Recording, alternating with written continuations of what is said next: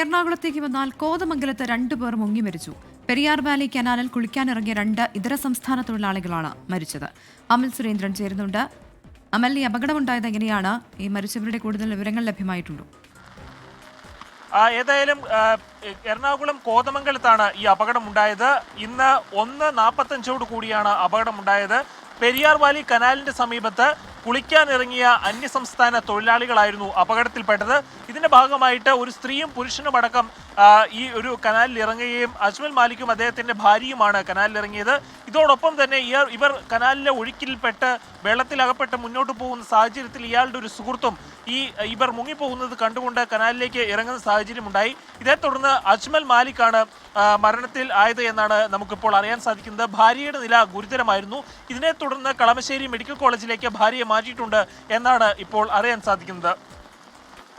ശരി, അമൽ സുരേന്ദ്രനാണ് കൊച്ചിയിൽ നിന്ന് വിവരങ്ങൾ നൽകിയത്.